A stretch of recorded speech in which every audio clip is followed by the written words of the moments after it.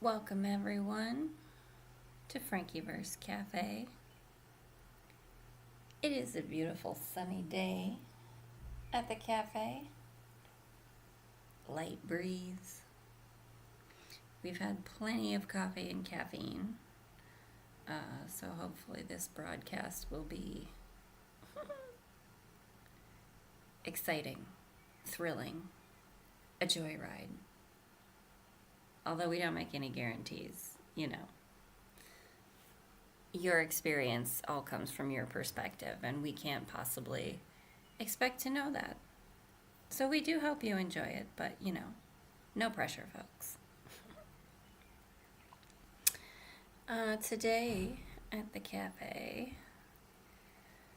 we're going to start with a vibe report that we have received from Fabian and Brody. Fabian and Brody are, of course, our new After Hours broadcast in the FrankiVerse Ether fam. They've taken over that. We appreciate them. And they're running the After Hours sort of gossip segments of the FrankiVerse. So, vibe report from the After Hours corner. Werewolves of London have relocated to East Germany. New moon cycles are still turbulent. German citizens, though, are distinctly unfazed by werewolf transformation on full moons, which is refreshing. And Brauhaus pints, it turns out, alleviate bloodthirst unexpectedly well.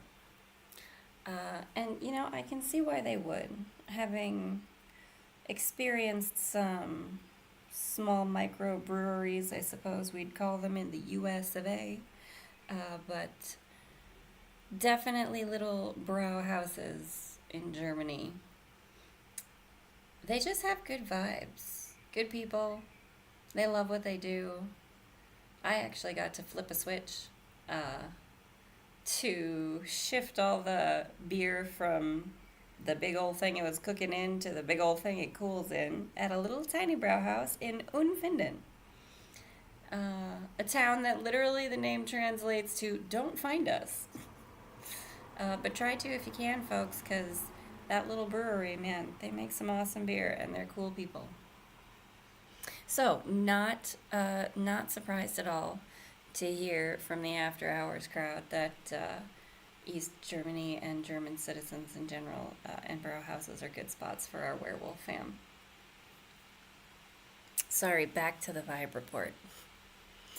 Shapeshifter lovers of the reptilian-leaning variety are treading especially lightly on Earth planes at the moment, understandably so.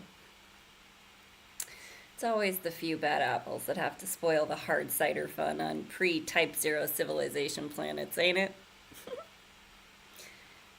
Luminaria lovers' discernment, though, is still unfazed by human evolution cycles. Not to worry, folks. Aura reading capacities of crocodile shapeshifter eyes, still incredibly tantalizing. And mutual sovereignty across relational encounters remains intact, as is the Luminaria guarantee.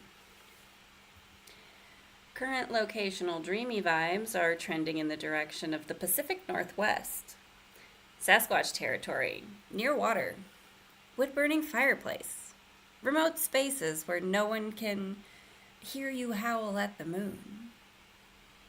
Kalita After Hours channel on YouTube, now adding romanticy mood-setting art videos for your intimate vibe curation support. Videos will contain no sound.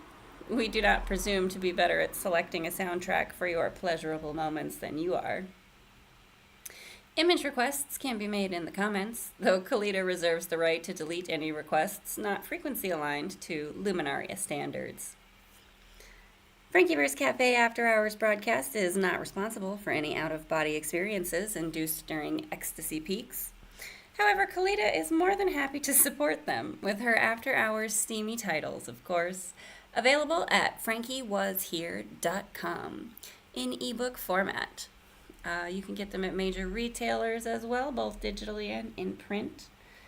because we don't like to limit how you can receive any of our transmissions from the FrankiVerse. We do our best to offer our frequencies to you across as many platforms as we can, so find our content wherever you're the most comfortable. Oh, and exciting news, Phoebe Mac Volume 2 from After Hours is forthcoming. Catch up on Volume 1 as foreplay while you anticipate Phoebe's next broadcast. And support more Vibe reports at FrankiVerse Cafe After Hours broadcasts by joining the cafe. Again, FrankiWasHere.com. Highest regards and sensational appreciation bubbles to you from the After Hours corner of the FrankiVerse. We now return you to your irregularly scheduled deprogramming. Thank you so much, Fabian and Brody, for submitting that Vibe report. And thank you, fam, for joining us for today's broadcast. If you are enjoying the content, or at least are curious about where we're going with any of this, do hit subscribe so you can follow the journey and tune in for more entertainment. Today we will be visiting our friends Casey and Maurice with their Volume 2 of Ghosts Are Still Bigger in Texas. This is Volume 2 of their Texas edition of Haunted Travel Guides. Again, also available at FrankiWasHere.com. And this one's our most recent release, so that is available on our website immediately, and a couple of the other major retailers do take a little bit more time. So bear with us on that. But certainly you can download the ebook right away on our website. But without further ado then, we're going to shift on in to reading to you just a bit from Ghosts Are Still Bigger in Texas. Introduction. The GPS started doing a thing somewhere around Texarkana. Again. Casey noted it. She said nothing. She kept driving. This is not a new dynamic. This is just Texas picking up where it left off with us, which is a thing Texas does, because Texas is not interested in your schedule or your sense of closure, or the fact that you thought you were done with it. You are not done with it. It already knows this. The GPS apparently does too. Volume 1 covered 11 locations, and one that doesn't show up on any map, and still barely touched a thing. We got a cattle baron's cigar ghost and a Victorian bride who declined to leave, and Diamond Bessie still sitting with an unsatisfying verdict in Oakwood Cemetery, and a light on a dirt road in the piney woods that has been refusing to explain itself since before any of us were born. We sat with the oldest rock on the continent and drank coffee that came from a franchise location the barista had not yet gotten around to explaining. And it was the best coffee in Texas. And we went home. We are not home anymore. We are on I-30 crossing back into the state with the windows down and the equipment in the back and the signal already registering before we have properly arrived, which is how Texas announces itself to people it recognizes. It does not wave. It simply resumes. What this volume is. This is not a reintroduction. You know Casey. You know the van. You know the methodology, which is respect and genuine curiosity, and the understanding that whatever has been in a location longer than you have will decide on its own timeline whether you are worth acknowledging. And your job in the meantime is to be worth it.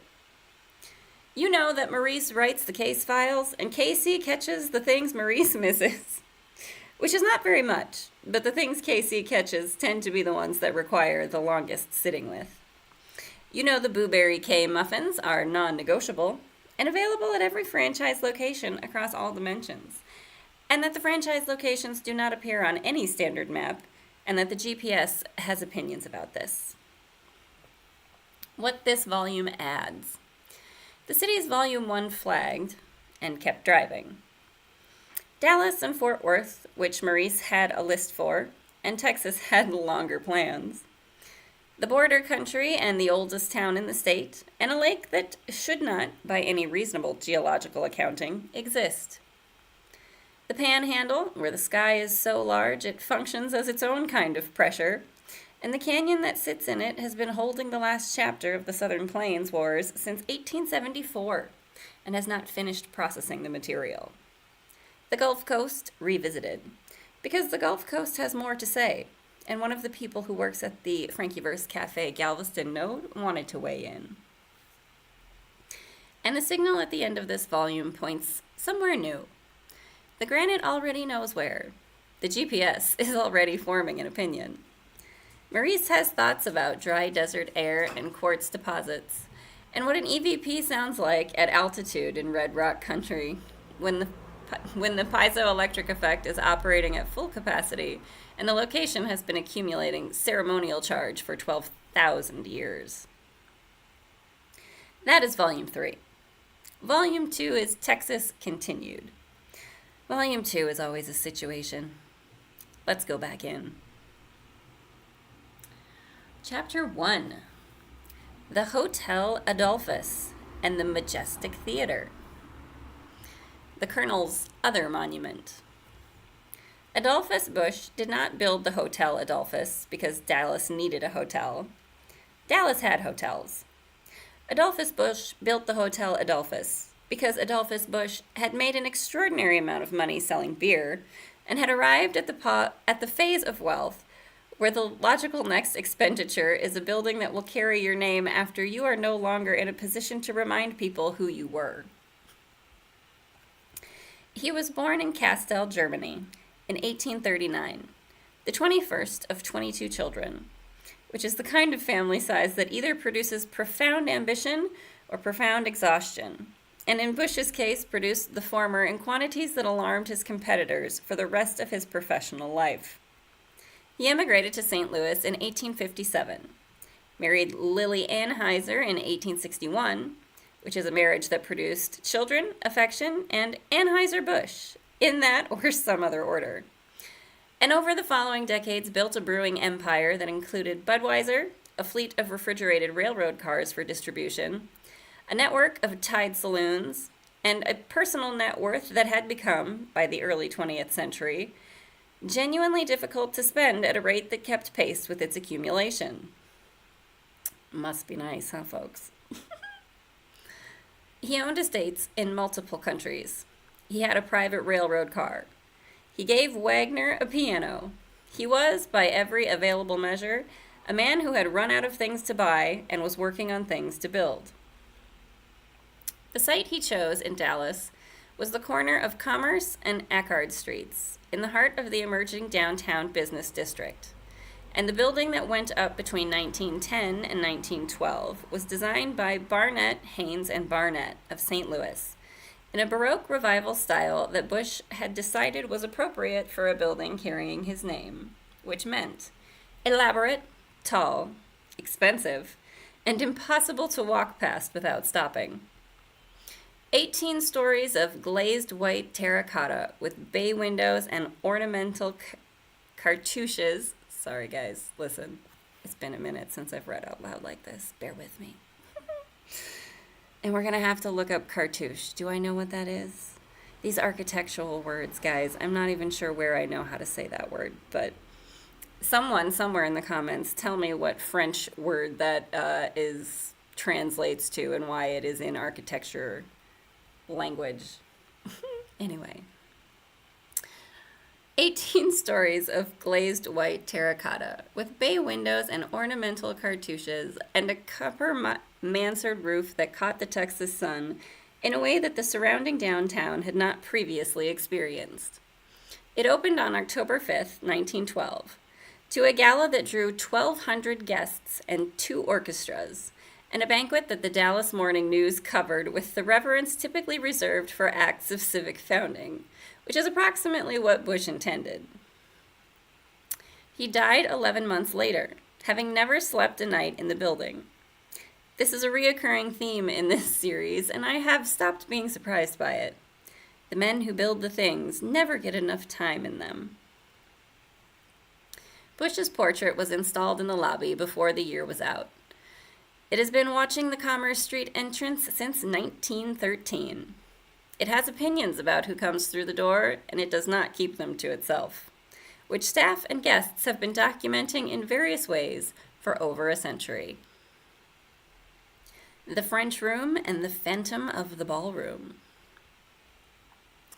The Adolphus' most famous space is the French Room on the ground floor. A 1912 Baroque dining room with a barrel-vaulted ceiling painted to resemble the sky.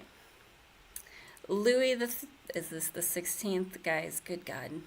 I don't know why I don't type this for myself, not in numerals, so that I don't have to math in my head.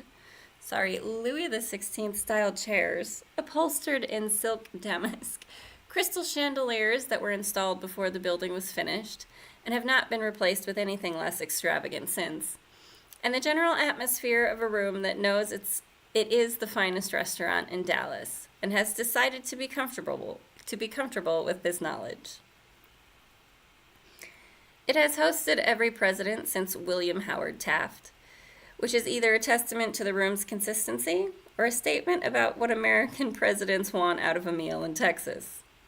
The French Room has its own documented resident, a woman in formal 1920s evening dress, who appears at the far end of the dining room and in the late hours after service has ended, moves between the tables with the unhurried pace of someone reviewing arrangements that are not quite to her satisfaction, and disappears near the kitchen corridor. She does not acknowledge staff who have addressed her. She has been described by multiple kitchen and service staff working late cleanup over enough decades to constitute a settled part of the Adolphus' institutional knowledge, filed under things we do not discuss with the guests, but absolutely discuss with each other. The ballroom on the upper floors has the other account that the hotel's management has been navigating around since it became too consistent to attribute to individual misperception. The Adolphus Ballroom hosted FDR's 1936 re-election party, Joan Crawford, and enough decades of Dallas society events to have absorbed whatever it is in that large, formally decorated rooms absorb when they have been staging significant moments of human joy and anxiety in close succession for over a century.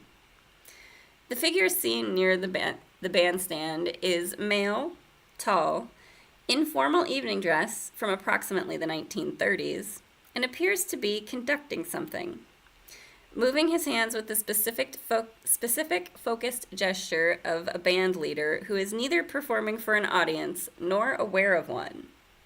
He has been seen by cleaning staff, event coordinators, and on one occasion, a catering manager who filed a written incident report and then apparently reconsidered and withdrew it, which the hotel's front office has neither confirmed nor denied with a degree of equanimity that suggests they have been navigating this particular employee relations matter for some time.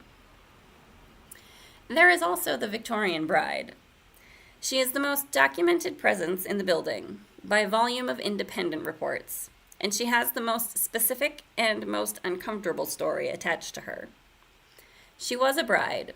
She checked into the Adolphus in the late 1930s with her groom for their wedding night in a suite on the 19th floor.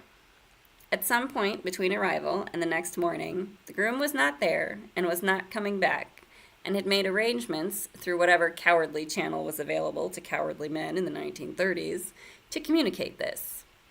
The bride remained in the suite. She remained in the suite for an interval that the hotel's records do not specify, because the hotel's records from this period are incomplete in a way that the hotel's records from periods involving genuine tragedies tend to be incomplete. She was eventually assisted from the building by staff who were not equipped for what they were dealing with and did the best they could. Whether she survived the experience is not documented in any source this investigation has located. What has been documented across enough decades and enough independent witnesses that it functions as a settled institutional history is that something remains in the 19th floor corridor and in the suite itself. The specific quality of grief that concentrated itself in one location and did not fully leave when the person experiencing it was removed from the building. Guests staying in suites near the 19th floor landing report the sound of weeping in the corridor at intervals that correspond to no identified living source.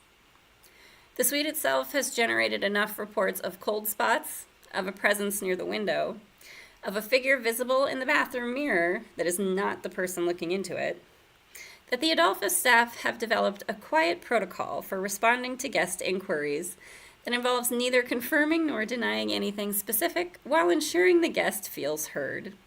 This is a skill that takes time to develop, and the Adolphus has had a century of practice. Commerce Street, 1921. The Majestic Theater opened on April 11th, 1921, at 1925 Elm Street, 2 blocks from the Adolphus, in the theater district that downtown Dallas was assembling in those years. And it was designed by John Eberson, the architect who invented the atmospheric theater and then spent the following decades proving that he could build one better than anyone else alive. Eberson's atmospheric theater worked on a specific principle. The interior of the building was constructed to resemble an outdoor space, a Spanish courtyard, an Italian garden, a Moorish palace, with a ceiling painted deep blue and set with electric stars and projected clouds that moved slowly across the surface during performances. You were not sitting in a theater. You were sitting outside in a warm Mediterranean evening, watching something excellent happen under a sky that Eberson had engineered specifically to make you feel that way. The effect worked. It worked because Eberson was very good at his job, and because human beings are, apparently, susceptible to a ceiling that tells them they are outside when they are inside, which is something that Eberson understood and exploited with great professional satisfaction for the duration of his career. The Majestic's interior is Spanish Baroque. Carved plaster columns, ornamental arches, balconies that overlook the main floor like galleries of a colonial courtyard, and the ceiling above it all painted in Eberson's signature twilight blue with fixed stars that have been there since 1921, and moving clouds that the projection system still produces during performances on the nights when the mechanism is cooperating with the building's age. It has hosted Houdini, Mae West, Jack Benny, George Burns, Gracie Allen, and the full roster of vaudeville circuit and early touring Broadway productions that moved through Dallas between the wars.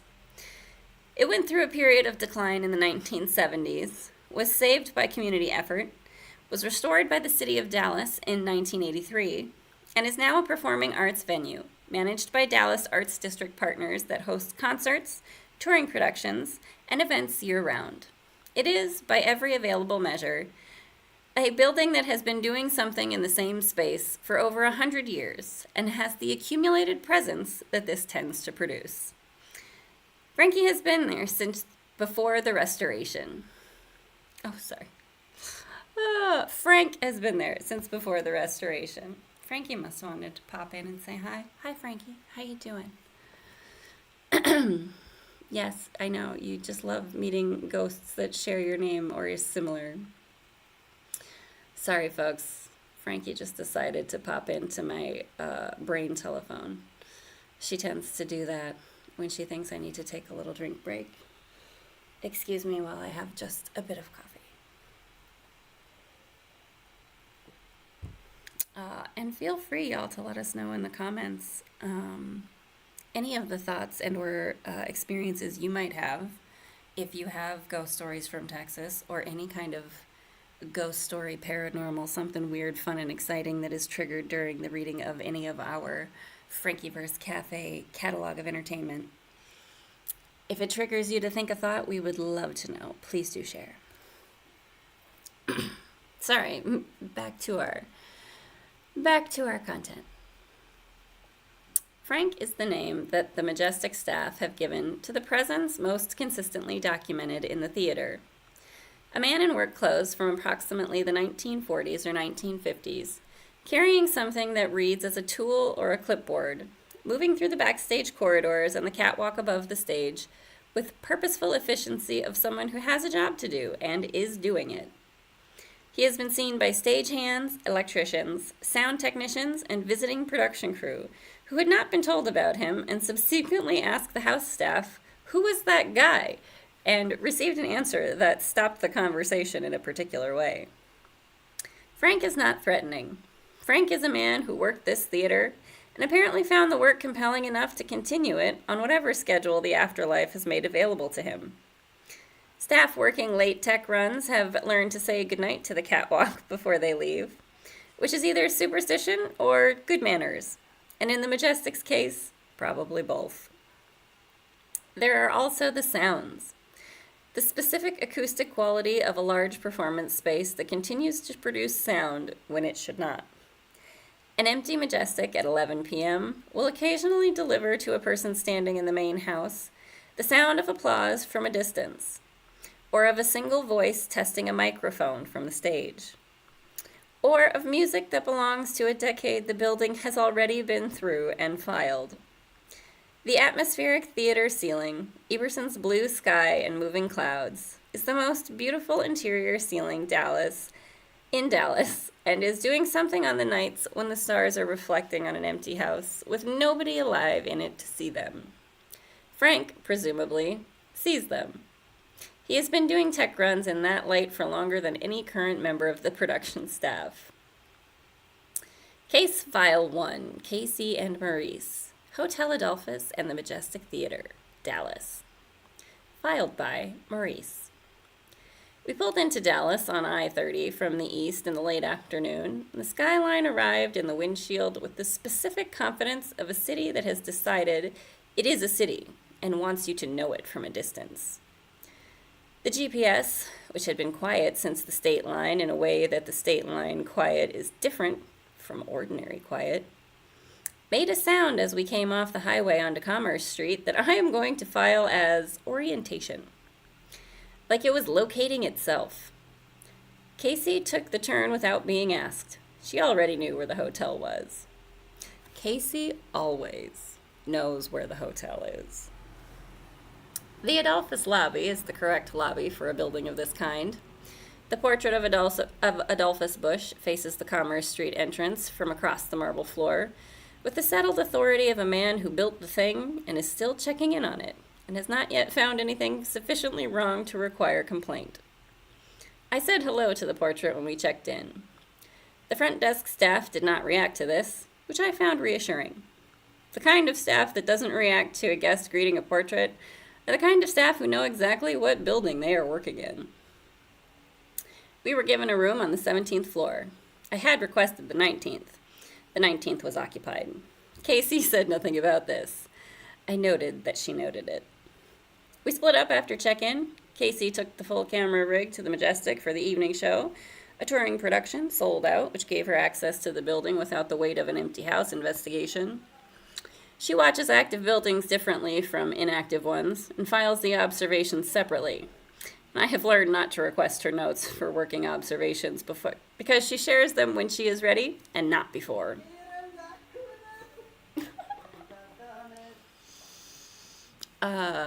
The other patrons of the cafe say hello as well, fam. I stayed at the Adolphus and had dinner at the French Room, which is mandatory research and is also one of the best rooms in Texas to sit alone in a 8:30 when the dining room is winding down and the chandeliers are doing what they do at the end of service. I sat at a corner table near the kitchen corridor and paid attention. The woman in the evening dress appeared at 9:47 p.m. She was at the far end of the dining room, in the section that had been cleared and reset for morning, moving between tables in the particular way of someone with a purpose that has nothing to do with the current evening. She did not look toward my table. She did not look toward the remaining diners at the other 2 occupied tables, who did not appear to register her. She moved through approximately 30 feet of dining room and went toward the kitchen corridor and was not visible after that. The duration was under a minute. I noted the time and direction and the quality of movement, which was unhurried and deliberate and entirely unconcerned with being observed. The REM pod on the seat beside me did not activate during the observation. The temperature at my table did not change. She was simply there, and then she was done being there. And the French Room went on doing what the French Room does at the end of service, which is settle into its own considerable atmosphere and let the evening work itself out. I ordered the dessert course and stayed until 10, and then went up to the 19th floor. The corridor is quiet, in a way that specific floors and specific buildings are quiet. not the absence of sound, the presence of something that is not sound and registers differently. I walked through the length of it twice. The REM pod pulsed once, briefly, near the landing end of the corridor. The measured single pulse that registers to me as acknowledgement rather than distress. I said hello and introduced myself, and stood for a moment. The pulse did not repeat. The air in that section of the corridor was colder than the rest of the hallway by a margin that my skin registered before the equipment confirmed it. I said goodnight and took the elevator back to 17. Some investigations are a conversation at a reasonable volume, and that is what that was. Casey came back from the Majestic at midnight. She set up the equipment for the French room review, and I went to get water from the hall, and when I came back, she had paused the footage on a frame and was looking at it with the expression she uses when something is on the footage and she is deciding how she feels about it. I did not ask. She marked the timestamp, labeled the file, and moved on. She said the building is active in the way old theaters are active, which is disturbed and not especially interested in being documented, but present enough to show up on camera. On a camera that's running, because the camera happens to be running. We agreed this was useful. I asked her about Frank. She said she heard him on the catwalk during the second act. She said he wasn't doing anything, just moving, and when the act ended and the lights came up for intermission, she looked up at the catwalk and said nothing is there, but it was there, and went back to filming the audience. I asked how she knew he wasn't a crew member doing a second act check on the rigging. She looked at me with the expression she uses when I have said something that does not require a response, and moved on. The REM pod that I had left pointed at the 19th floor corridor door ran the whole night on the room floor. I reviewed the audio in the morning. At 3:22 a.m., there is a sound in the corridor that is neither the elevator nor building settling, nor any source I can identify. A footfall, singular, directly outside the door, and then nothing for the remaining recording duration. It is 11 seconds of total audio. I played it for Casey.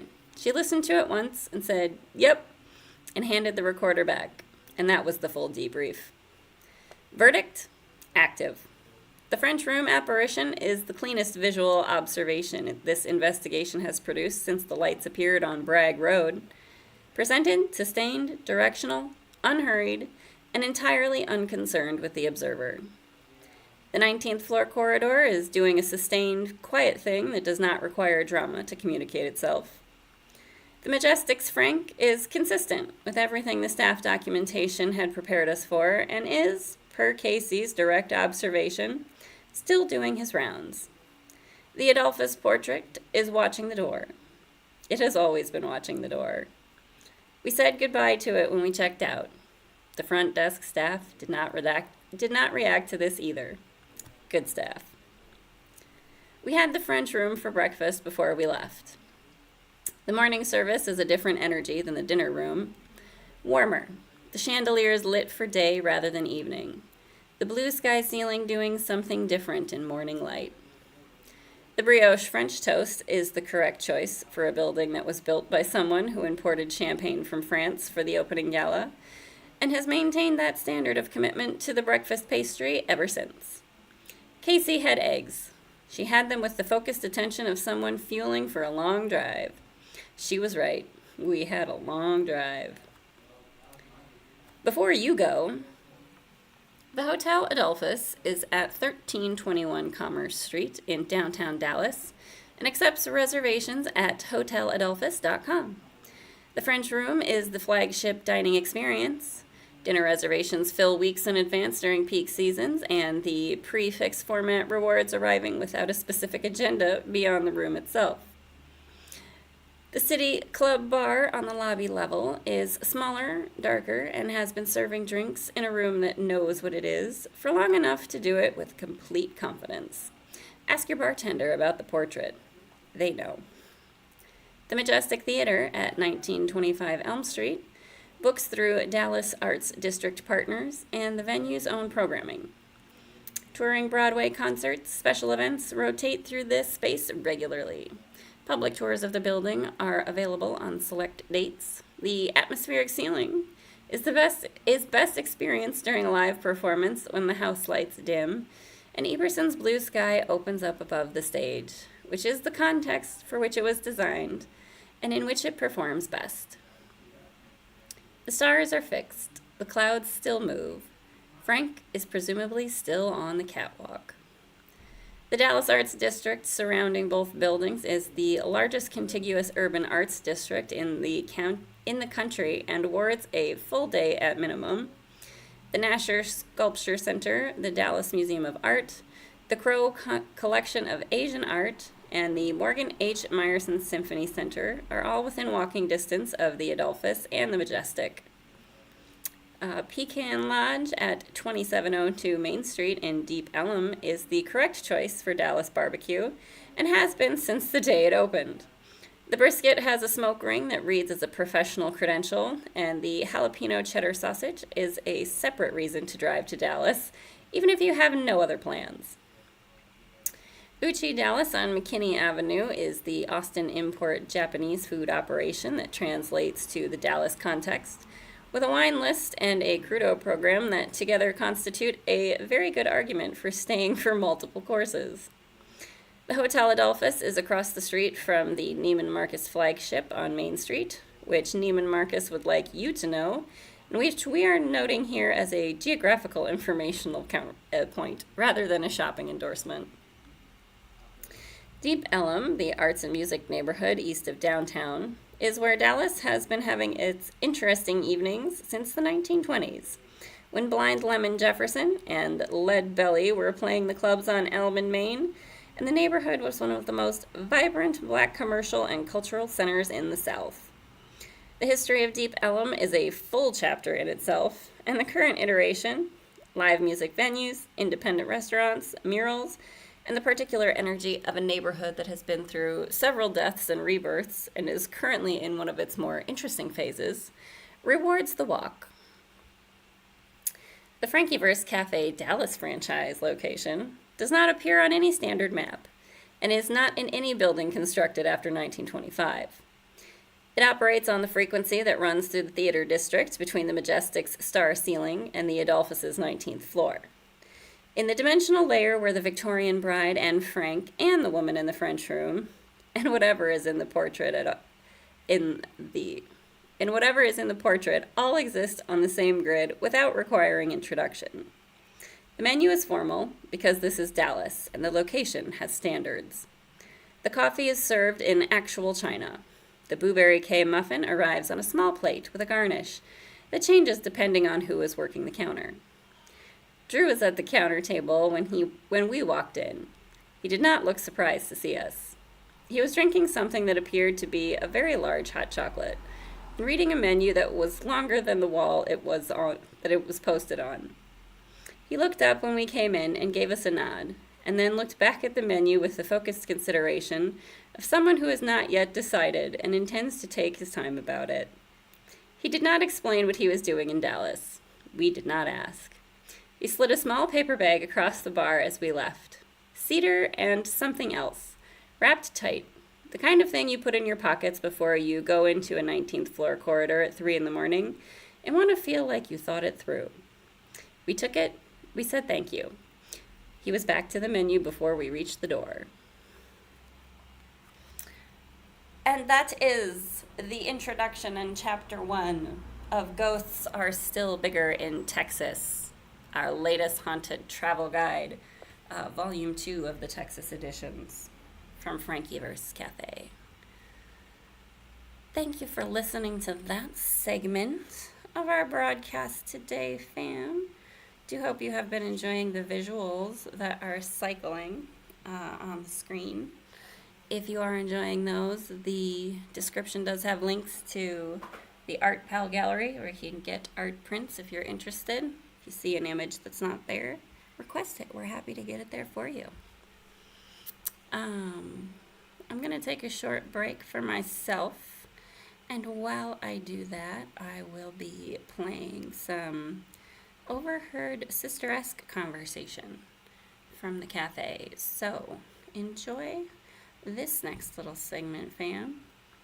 And again, FrankiWasHere.com for all of your FrankiVerse needs. And follow us here. Hit subscribe for FrankiVerse Cafe if you're enjoying the broadcast.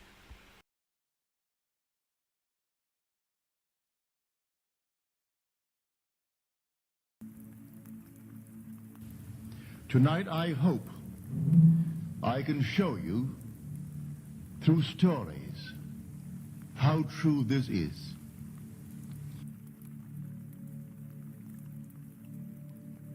Thanks, Charlotte. That was Immediate Aunt Charlotte corrections in the corner. background. Good deal. She's our Steven. She can be our Steven. It'll be yes. Charlotte. Oh my god. Okay. Marion the so grammarian. What? Marion the grammarian. There you go. Marion the grammarian. I love it. Cauliflower. What? Cauliflower. What do you say? Cauliflower? Cauliflower. Cauliflower? Cauliflower? Cauliflower. What? Well, I'm going to go ahead and disagree with that. Is that what you want for dinner tonight? Is that?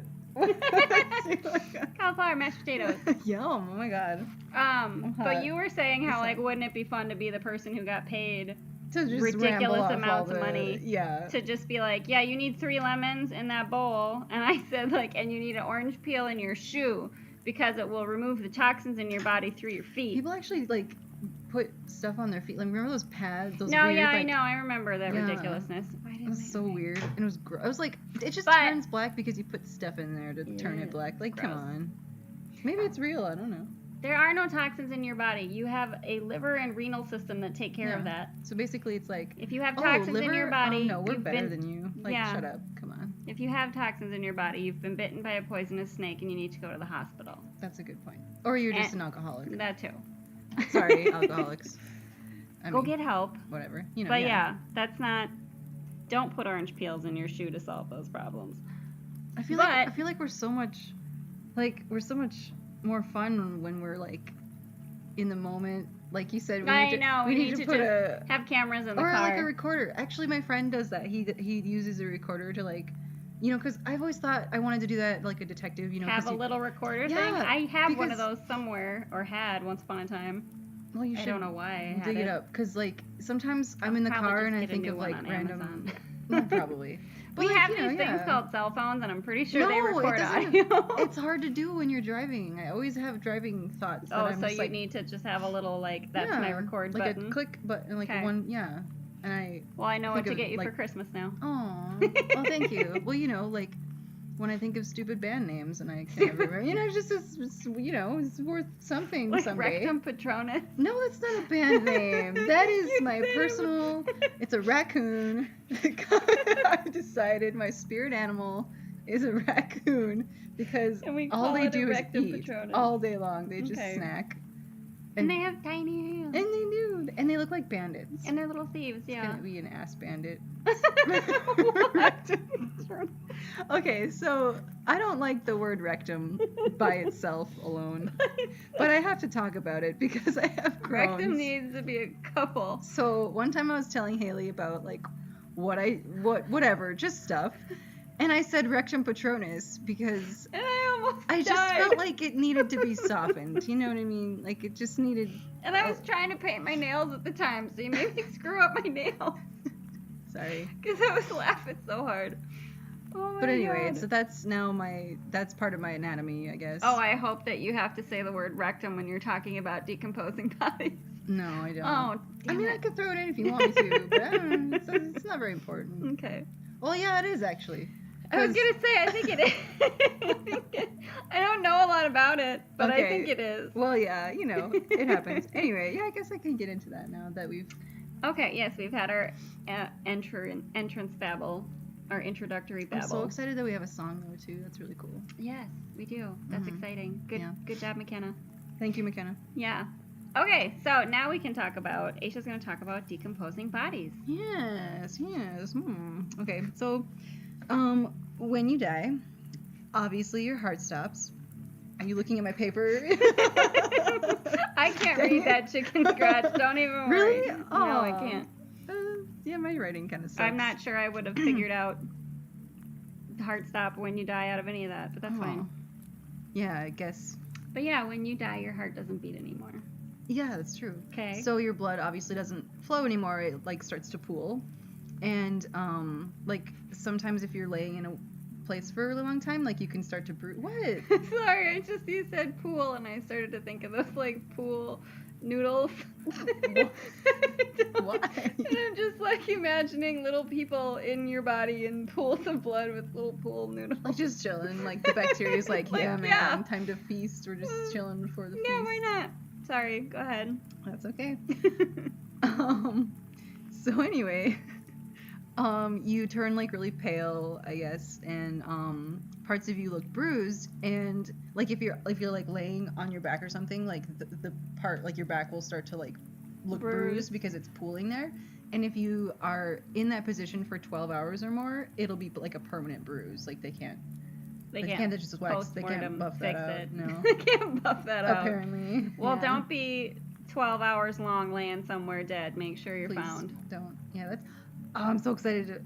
I'm so excited to talk about all this stuff. Okay, good. Okay, so your body starts to cool down to room temperature. You lose like 1 or 2 degrees per hour, and then rigor mortis starts to set in a few hours after death due to the depletion of ATP, which is called. I used to know what that is. Adenosine triphosphate. Oh my god. Haha. What? Yeah. Look at you. Thank you, biology. Scientist. Yeah, man. That's cool. Thank you. Yeah, so that's the chemical responsible for relaxing your muscles. And actually it's Good to know. Yeah, it starts in the face. And that's why your eyelids go up because it like they get Your eyelids stiff. go up. Yeah, and then your eyes are open. That she had things to tell me, and they would not understand it, and she would feel ill at ease in the presence of others in discussing these things.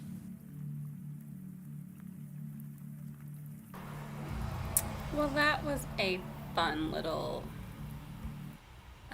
overheard conversation from the sister-esque corners of the FrankiVerse. That was a bit fun for me. That was a nice little demonstration at the end there of my memberberry capacities. That's what Shashi Page calls me, a memberberry. That little just recall of data that I that I didn't realize not everybody could do until Shashi Page kindly pointed it out to me. Haley, not everybody remembers random scenes from a movie that they saw 20 years ago like you do. And I was like, oh, didn't realize. But hey, that's okay. That's what sisters are for. They help you to integrate into your human experience a little better by understanding that not everyone's brain, in fact, works the way that yours does. So don't assume those things. Thank you, Shashi Page, for that assist and for that little overheard conversation.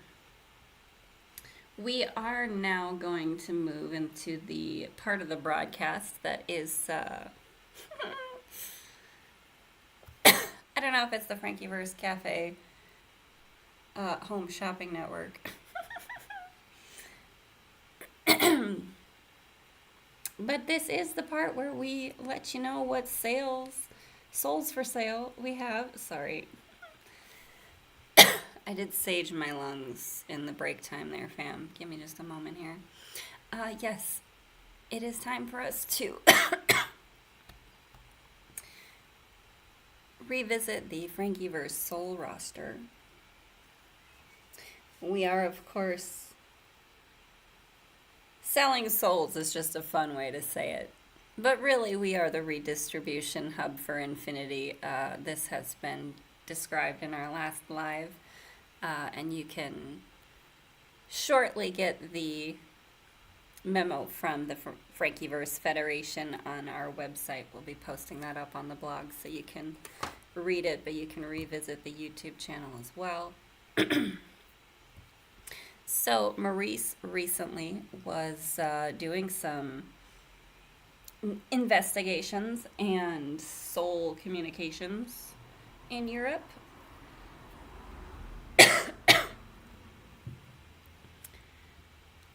And she did come across some souls that submitted themselves for redistribution at FrankiVerse Cafe. 3 of them, to be exact. They're not yet listed at frankiewashere.com. Going to handle some of those administrative things today and tomorrow. Moorish is going to be helping out. Listen, handling these soul exchanges is not something that we have been doing in a formalized capacity. So this is kind of an iterative process. We'll get into that anyway. So we are going to just kind of have a brief interruption from the basement that Maurice was investigating. A note before we proceed. FrankiVerse Cafe has been giving the soul redistribution process some thought. Specifically because 3 souls arrived last Wednesday through the basement of an apartment building in Saxony and submitted themselves for redistribution with such unassuming and genuinely humble energy that Moorish stood behind the counter for a moment longer than usual before reaching for the intake forms, and then put the intake forms back down, and then made 3 small cups of very strong coffee instead, which felt more appropriate. The FrankiVerse Federation has been informed of this development. They support it. They support it primarily because they have seen what over-formalization does to a soul redistribution process, and they would like to direct your attention once more to the Galactic Council, which has not completed a single soul transfer since the subcommittee was formed, and whose intake forms now run to 47 pages, including a supplemental section on dimensional liability that no one has read in full. We are not doing that. What we are doing instead is honoring the fact that souls arrive in their own way, on their own terms, and that the highest respect we can offer both the souls seeking redistribution and the new custodians who receive them is to meet each one individually as it actually is, rather than as a process designed for something else entirely. Some souls want the full manifest treatment, sure. Some souls show up through a basement wall in East Germany and just want a cup of coffee and a new chapter. The FrankiVerse Cafe soul roster will continue to evolve accordingly. Moorish has made a note in the log. It says, iterating, favorable. Now, the 3 from the basement. The Saxony basement souls. They came together, which is how they did most things. 3 souls, no names offered, formerly stationed in the same regiment during the years when the wall was still up and the system was still very certain of itself, and individual wild hearts were considered, at best, a scheduling inconvenience. They haunted the basement together for a while, not out of malice. Haunting was simply the thing they knew how to do in formation. And formations are hard to break when you have spent enough years inside one. It was a comfortable haunting, as hauntings go. Orderly, punctual.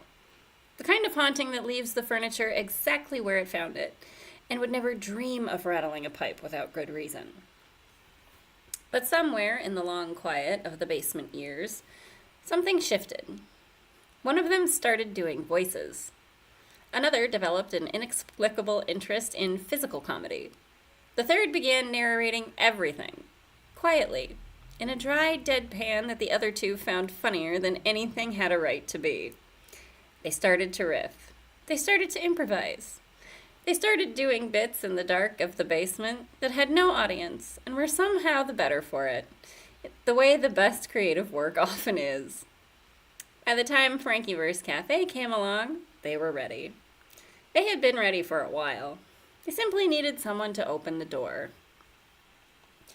Their souls, the old regimental haunting soul fractals they no longer need, are available now for new custody. 75 currency units each, which they set themselves, with the specific unpretentious practicality people who have spent enough time in bureaucratic systems to know that the price of a thing should not be the reason someone cannot have it. They want these souls to find homes. They want new custodians. They are not precious about it. Each soul comes with a small bag of authentic East German red brick dust, sourced from the crumbling walls of the building they called home. Red brick dust carries a long tradition of protective and binding work. In Southern American hoodoo and voodoo practice, it has been used for protection, prosperity, and the drawing of what is needed toward the threshold of where you live. What you do with it once custody is yours is, naturally, entirely up to you.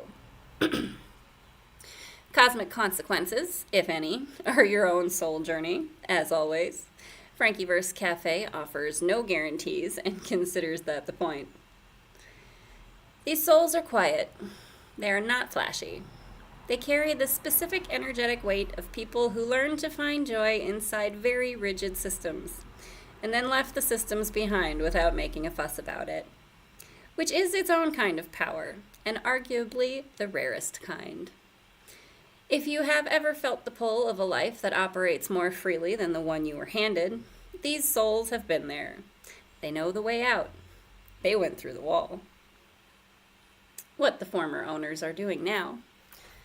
They are at the FrankiVerse Cafe Paris location, which occupies a fourth-dimensional overlay of a coffee shop that Frankie, Natty Jean, and Franny Lynn discovered during an Abernathy Franklin adventure that has started as a fairy improv night and escalated, as things in that universe tend to do, into something considerably more interesting than anyone had planned. The three of them have found their people. The improv comedy space suits them in a way the basement never quite could. The same instinct for timing, the same commitment to the bit, the same ability to hold a formation while simultaneously doing something completely unexpected within it. They are, by all accounts, very funny.